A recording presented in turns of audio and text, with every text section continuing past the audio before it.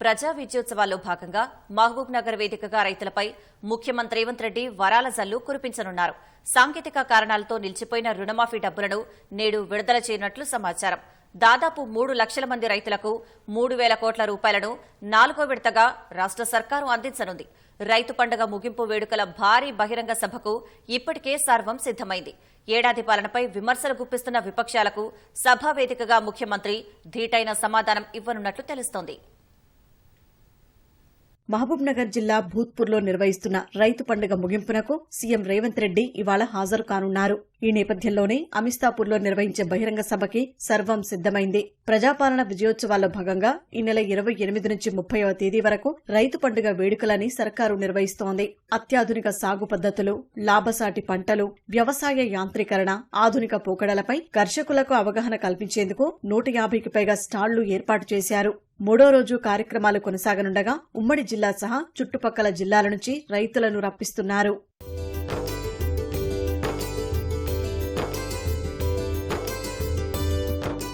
హైదరాబాద్ నుంచి హెలికాప్టర్లో అమిస్తాపూర్ చేరుకోనున్న రేవంత్ రెడ్డి తొలుత రైతు పండుగ ప్రదర్శనను తిలకిస్తారు.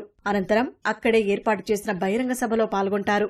సభ ముగిసిన తర్వాత రోడ్డు మార్గంలో హైదరాబాద్ తిరుగుపయనమవుతారు. అధికారంలోకి వచ్చి ఏడాది పూర్తవుతున్న సందర్భంగా కాంగ్రెస్ పాలనపై విమర్శలు గుప్పిస్తున్న విపక్షాలకు కనువిప్పు కలిగేలా ఆ సభ ఉండబోతోందని ఇప్పటికే వ్యవసాయ శాఖ మంత్రి తుమ్మల నాగేశ్వరరావు వెల్లడించారు. 10 ఏళ్లలో భారాస ఏం చేసింది, 10 నెలల్లో కాంగ్రెస్ సర్కారు ఏం చేసిందో లెక్కలతో చెబుతామన్నారు. రుణమాఫీ, రైతు భరోసాకి సంబంధించి రైతులకు సీఎం తీపి కబురు అందిస్తారని, విధానపరమైన నిర్ణయాలను సభావేదికగా ప్రకటిస్తారని మంత్రులు చెబుతూ వచ్చారు. సాంకేతిక కారణాలతో నిలిచిపోయిన దాదాపు 3 లక్షల మంది రైతులకు 3,000 కోట్ల రూపాయలను రాష్ట్ర ప్రభుత్వం ఈ విడతలో అందించనుంది.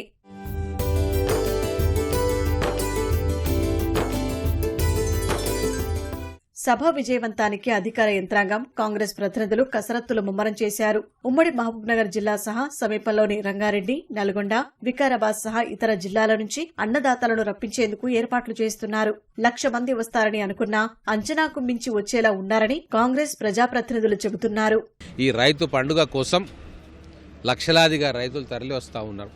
ఇన్ఫర్మేషన్ కానీ రైతుల ఉత్సాహాన్ని చూస్తే రైతు పండుగ ముగింపు ఉత్సవాలకు 2 లక్షల మంది రైతులు తరలి వస్తారని చెప్పి మేము ఆశిస్తూ ఉన్నాం.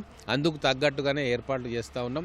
పకడ్బందీ ఏర్పాట్లు, పార్కింగ్ కావచ్చు, మిగతా అన్ని విషయాల్లో లైటింగ్ అరేంజ్మెంట్స్ కానీ, ట్రాన్స్పోర్ట్ కానీ, ఎవరికి ఎక్కడ వచ్చే రైతులకు కానీ, రోడ్ల మీద వెళ్లే వాహనదారులకు కానీ, లేదా మహబూబ్ నగర్, భూత్పూర్, జడ్చర్ల పట్టణ వాసులకు కానీ ఎటువంటి ఇబ్బంది లేకుండా సువిశాలమైన ప్రాంగణంలో ఈరోజు ఈ రైతు పండుగను జరుపుకుంటా ఉన్నాం. మొత్తం రాష్ట్రం అంతా కూడా ఏకమై ఈ పండుగ కోసం ఎదురు చూస్తూ ఉంది.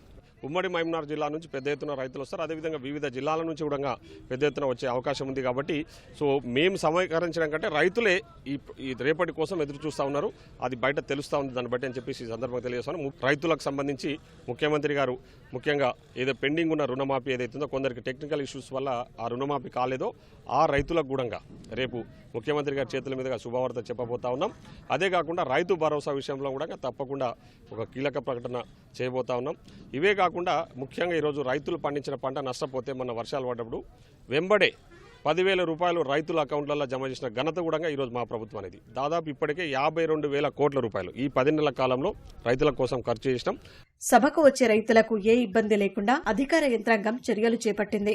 సీఎం పర్యటన దృష్ట్యా పోలీసులు పటిష్ట బందోబస్తు ఏర్పాటు చేశారు. మహబూబ్ నగర్, భూత్పూర్ మార్గంలో ప్రయాణించే వాహనాలను బైపాస్, జడ్చర్ల మీదుగా దారి మళ్లిస్తున్నారు.